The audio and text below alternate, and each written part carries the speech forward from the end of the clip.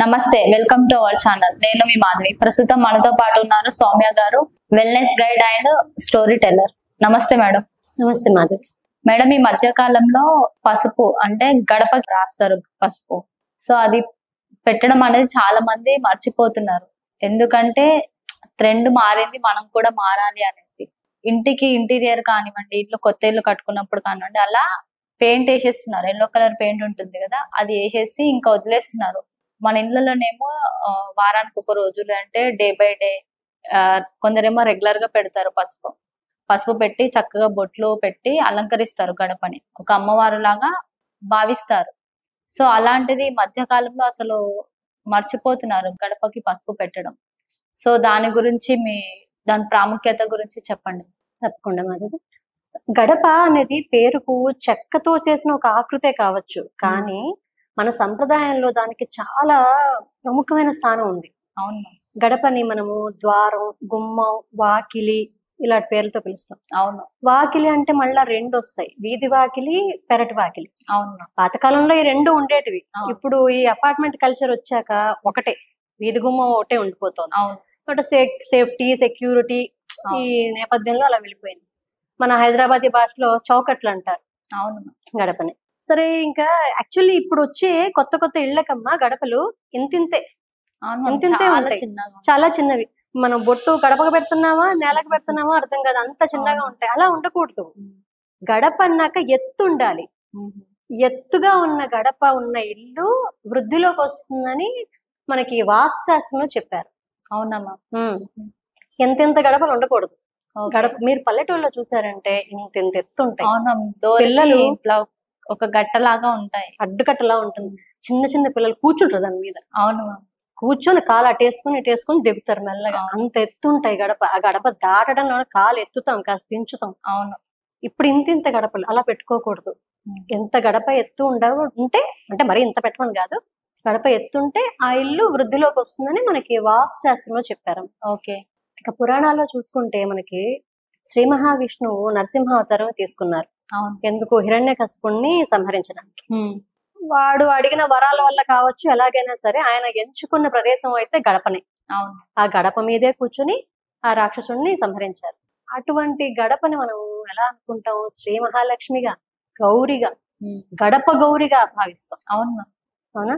మరి ఇప్పుడు మామూలు రోజుల్లో అంత మనకి టైం ఉండి గడపకంత అలంకారం చేస్తామో లేదో చెప్పలేము. అవునా? మంగళవారం, శుక్రవారాల్లో ఖచ్చితంగా చేస్తారు, దానికి అలంకారం చేస్తారు. విశేషించి పండగలు, పర్వదినాల్లో తప్పకుండా గడపను అలంకరించుకుంటాం.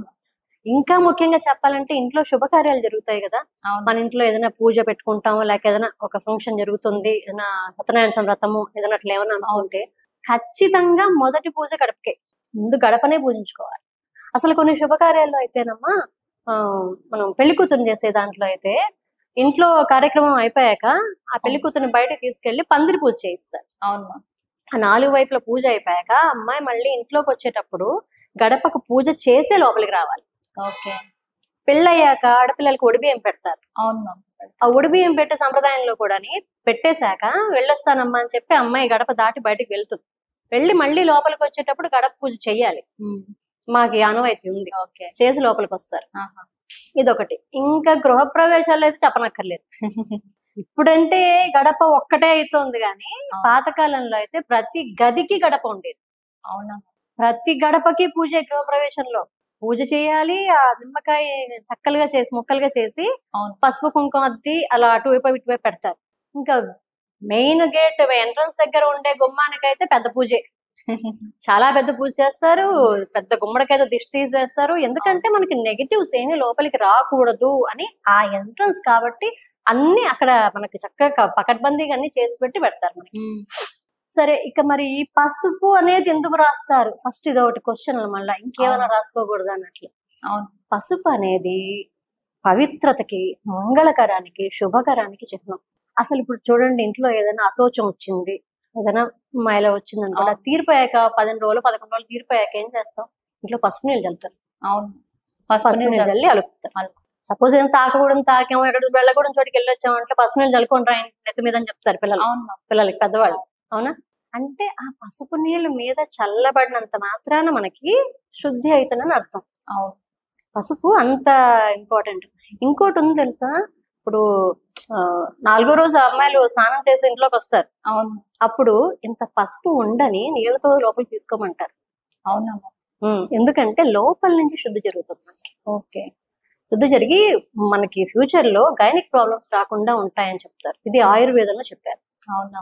అసలు మనం అనుకుంటాం ఈ కాలంలో అవన్నీ గడపకు అవన్నీ చేసి ఏమిటి చేస్తారని. పురాణాల్లో కూడా ఉంది ఈ గుమ్మాలు అలంకరించుకోవడం. రామాయణంలో ఎప్పుడైతే దశరథ మహారాజు ఇంకా రేపు రాముల వారికి పట్టాభిషేకం చేయాలని చెప్తారో, ఆయన ఒకసారి సభలో చెప్పిన తర్వాత రాముల వారు సీతమ్మ వారు ఇద్దరుని ఆ రోజు నుంచే ఉపవాస దీక్ష ప్రారంభిస్తారు.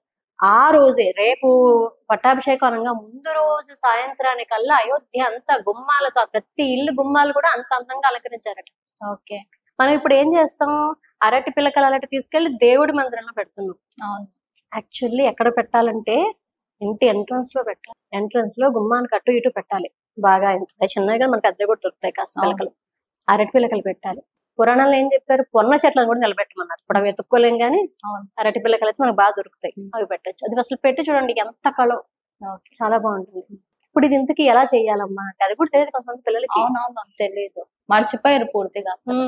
మనం గుమ్మం దగ్గర 2 వైపులా బూజులు దులిపేసుకొని ఆ దుమ్ము ధూళి లేకుండా శుభ్రం చేసేసుకొని ఆ గడపని నీట్ గా పసుపుతో అలికి కుంకుమ బొట్లు పెడతాం. కొంతమంది బియ్యపిండి బొట్లు కూడా పెడతారు. బియ్యపిండి బొట్ల, బియ్యపిండితో తెలుపు ఎరుపు ఆల్టర్నేటివ్ గా అలా పెట్టుకుంటూ వెళ్తారు. ఓకే. పసుపు రాసాక బియ్యపిండి కుంకుమ అట్లా బొట్లు పెట్టుకుంటూ వెళ్తారు. బియ్యపిండితో ముగ్గేస్తాం. పెడతారు.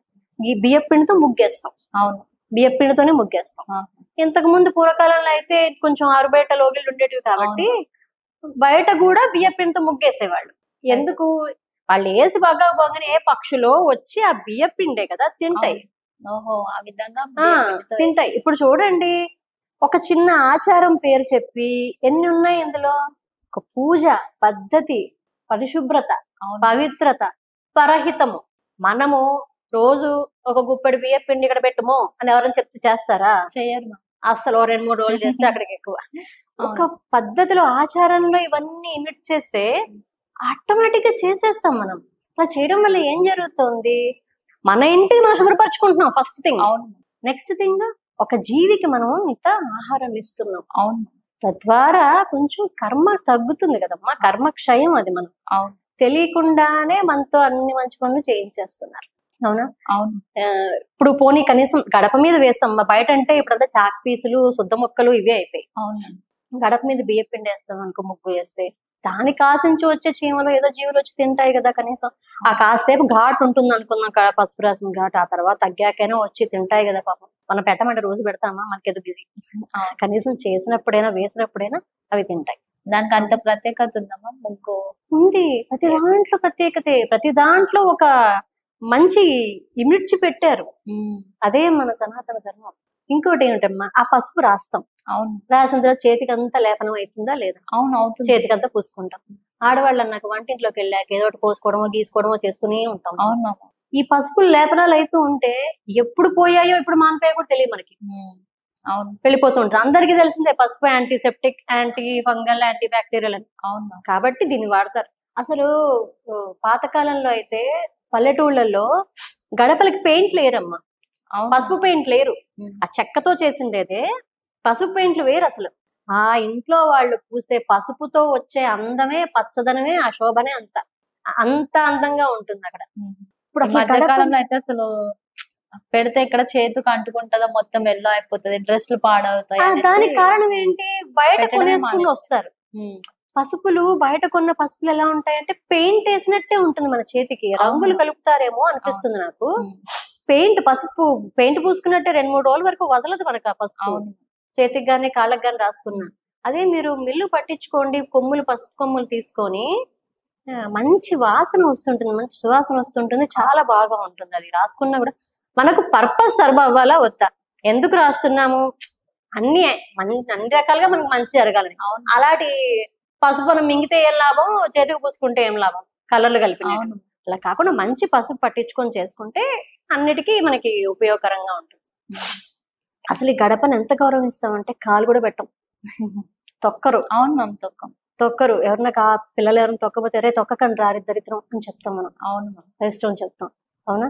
అంత గౌరవంగా చూసుకుంటాం.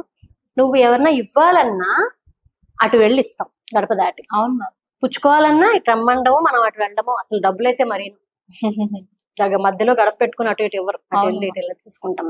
ఎందుకు మ్యామ్ అలా? ఆ గడప మనం గౌరవం ఇస్తున్నాం. అమ్మవారి మీద నుంచి ఇవ్వడం ఏంటన్నట్టు అలా వెళ్తాం, అలా తీసుకుంటాం. అర్థమైందా? అర్థం. ఇప్పుడు చూడండి ఒక చిన్న ఎగ్జాంపుల్. యాక్చువల్లీ ఏం చెప్తారు తెలుసా, మా కింద గడపకి మీద గడపకి రెండిటికి అలంకారాలే. మీద గడపకి ఏం చేస్తాం? కింద గడప కంటే పసుపు రాస్తాము, బియ్యం పిండి బొట్లు, కుంకుమ బొట్లు పెడుతున్నాము, బానే ఉంది. మీద గడప మామిడి తోరణాలు కడతాం, బంతి పూల మాలలు కడతాం. మీరు తమిళనాడు అటు సైడ్ చూడండి మొగిలి రేకుల తోరణాలు కడతారు. మొగిలి రేకుల తోరణాలు కడతారు. ఉగాది కాలంలో కొంతమంది వేప మండలు కూడా పెడతారు. అవును. మరి ఒక్కసారి చూడండి ఎంత అందంగా ఇంటి గుమ్మం దగ్గర గడప దగ్గర అలంకరించుకున్నాక ఓ మంచి ముగ్గు వేసుకున్నాక ఆడాళ్ళకి అలవాటు వాళ్ళు లేచి వచ్చి అలా చూసుకుంటారు, ఒకసారి ఎలా వేసాము బాగుందా లేదా. ఇలా చూసుకున్న తర్వాత లోపలికి వెళ్ళాం అనుకోండి, లోపలికి వెళ్ళాక హాల్లో పిల్లలు ఏం చేస్తారు, పేపర్లు పెన్సిల్ బుక్స్లు ఇవే పరిచేస్తారు. అవును. అక్కడంత నీట్ గా ఉండి ఇక్కడ ఏంటి ఇలాగా అనుకొని మనమే సర్దేస్తాం. నేను దులపమని చెప్పట్లా, సర్దరం మటుకు ఎప్పుడేం చేసుకోవచ్చు. అవును. సర్దేస్తాం. సర్దేసి పిల్లలకి నానా దుప్పట్లకి మడిచేసి పక్కన నీట్గా సర్దేంద్రా అని చెప్పేసి వెళ్ళిపోతాం. అమ్మ ఇల్లు నీట్ గా ఉంటే మనకు బాగుంటుందా, గందరగోళంగా ఉంటే బాగుంటుందా? మీరే చెప్పండి. నీట్ గా ఉంటే కదా.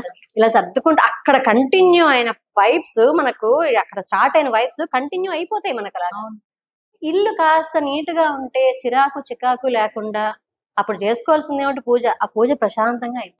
అసలు పసుపు కుంకాలు ఎందుకు వాడతారని కూడా డౌట్ అడిగే వాళ్ళు ఉన్నారు.